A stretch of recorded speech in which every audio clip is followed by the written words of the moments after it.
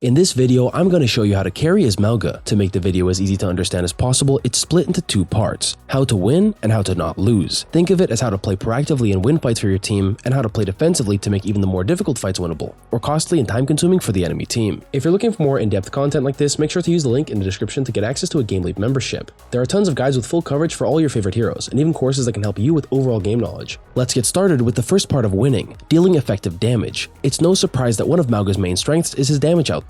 He deals the highest damage per second in close range without using an ultimate out of all the tanks. He also has the highest range out of all the tanks. Even Sigma can't compare. But of course, ideally you're playing in the 5 to 15 meter zone. Even when using just one chain gun at a time, there's still a small spread. It's nowhere near as accurate as Soldier 76, for example. So here's how to get the most out of that raw damage output and range. Dealing effective damage is all about being in the right place at the right time. Sometimes in the fight you'll want to play far, when you want to force cooldowns or bide your time until your team is in position to push aggressively. At this range, you should be trying to hit your chain gun combo on a target that you can deal consistent damage to. Your goal is to hit 10 incendiary shots to ignite them, then track them as accurately as you can with your volatile or critical hit shots to finish them off. Sometimes you want to shoot the enemy tank, Mauga or otherwise, but sometimes it can be a DPS or support on an off angle that you want to duel at range. But if you can deal damage to anybody in close range, they have 100% priority over any other distance. You should also prioritize getting in close range to deal a maximum damage in the first place. Even if you're not using both chain guns, your damage is much more consistent when you're within 10 meters and the chain gun combo works pretty quickly. Before we move on to how to play for your cardiac overdrive, it's really important to mention the aggressive use of overrun. Dealing damage is your main aggressive plan. Put yourself in the position to deal damage and then just do it.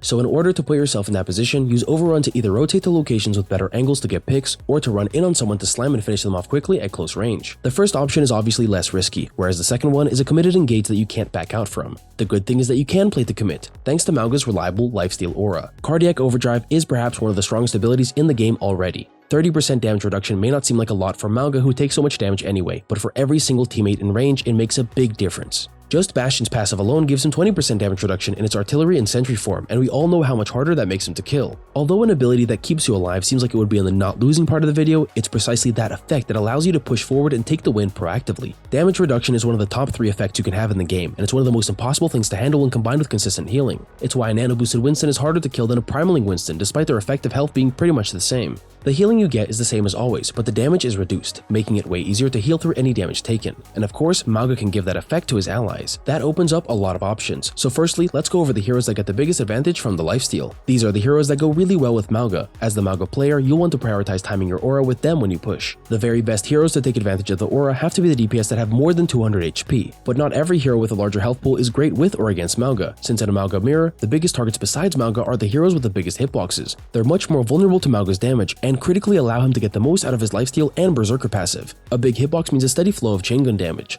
Out of the beefier heroes with more than 200 HP, who gets the most value? The best options have to be the brawling duo of Reaper and Mei. 250 health boosted by a 30% damage reduction means they might as well have 350 health. And with a 70% lifesteal, both Mei and Reaper can comfortably get a really high self-healing rate. Mei gets the equivalent of a mercy pocket if she's hitting most of her spray, and Reaper has an even crazier amount thanks to his already pre-existing lifesteal, up to 225 healing per second. It's safe to say that these heroes will just not be dying unless they're anti-healed while in the aura, and even so, they both have ways to cleanse the effect off of themselves and just return to fighting. You don't even need to stick in your ice block or wraith form for very long. As soon as you get to dealing damage again, you can heal those massive numbers. So with all that being said, clearly these two are the top picks, but there are still some other high health heroes that can work, one of them being Bastion. The bad news about Bastion is that his hitbox is perfectly sized to get dealt maximum damage, 231 DPS from both chain guns. But the good news, his damage reduction lowers that 231 DPS down to around 180, along with 100 armor to slow it down even further. And coincidentally, Bastion's turret form has almost exactly the same duration and cooldown as Mauga's cardiac overdrive. Stacking the two is almost always the play, since it gives Bastion a total of 50% damage reduction.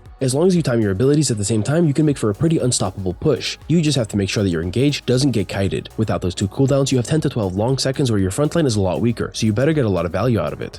But there are still other options to pick to synergize well with the overdrive. Becoming harder to kill is just a means to an end, and that end is pushing in and getting picks. And the faster you push, the better. Dive heroes gain a lot from the aura thanks to their burst damage, and Genji and Tracer can execute earlier in the fight than Reaper, Mei, or Bastion can. On more open maps, they'll be way more favored, since they're much more capable at actually getting on top of killable targets. Reaper and Mei have to walk slowly all the way there, although Lucio helps to relieve that burden quite a bit. But the important thing to know about using your aura for Genji and Tracer is that you don't have enough damage to focus the enemy Mauga or most other tanks down. Instead, you can run in together, Mauga charging in with his overrun to land on the backline, setting up an aura right in the middle of the enemy team. And for my final tip for playing for cardiac overdrive, if you as Mauga can't deal double chain gunning or critical damage, you're going to die a lot faster. Even if your dive heroes are using your aura to focus on backline, when you start getting focused by the enemy Mauga, you'll probably have to match him with your own damage to survive for long enough to get your next overrun back. Now for a quick note about playing for your ultimate. Cage Fight is one of the best in the game. It's an 8-second hindering effect in a gravitic flux-sized area, and when the only other hindering effect in the game hinders you for just 1.25 seconds, it's pretty apparent why it's a good ability.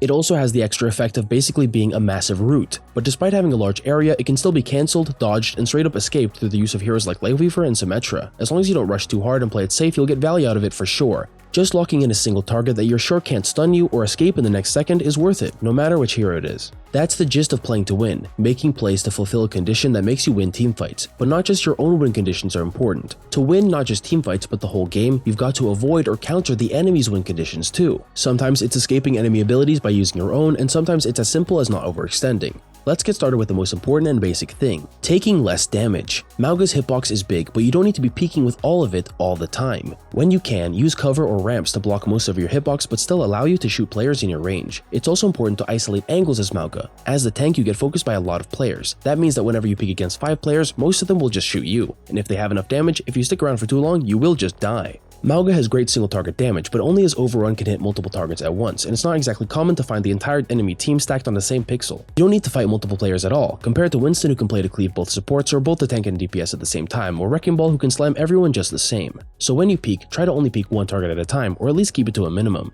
If you're playing aggressively, you will sometimes swing around a corner into 5 players, but if you're just holding your ground looking for an advantage, there's no reason to be picking 2 fights at once. The next part of not losing deals with escaping bad situations. What I call bad situations could be a lot of things. An enemy ultimate goes off, a sudden off angle starts dealing burst damage to you, or a powerful cooldown is used. Bad situations are basically situations that you can't win immediately. If you have an ultimate that counters or matches the one that the enemy just used, you're not in a bad situation. You can still win. But if you are in one, overrun is usually available to help you escape from it. It's not only good for engaging and rotating, but probably best for disengaging. Getting 50% damage reduction and immunity to all CC effects does help a lot when it comes to kiting back, and you'll have to do it a lot as Mauga to escape those classic bad situations. Finally, the last part of not losing. How to trade your ammo for overhealth. Mauga's most consistent way of sustaining himself is by dealing critical damage. His passive turns that critical damage into green overhealth. You can get the most out of it when shooting a tank at close range, but as long as you're hitting all of your volatile chain gun shots on a burning target, you'll be getting maximum overhealth generation. Shooting any hero can sustain you as long as you're hitting enough shots, but of course tanks are super easy to deal full damage to.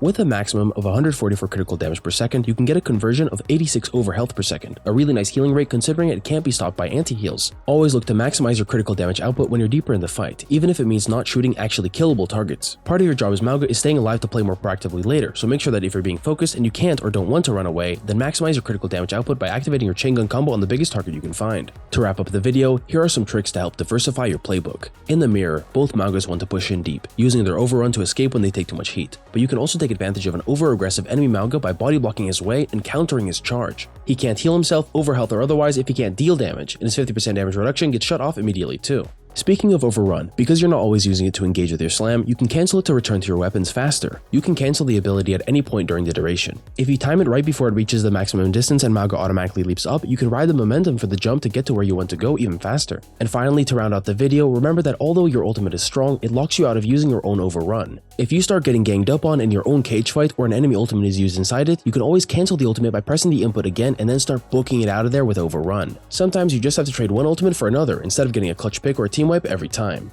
That's it for how to carry with Mauga. If you like this type of video where I go in depth into how a hero can play for their win conditions and counter their opponent, let me know in the comments. Thanks for watching, and I'll see you next time.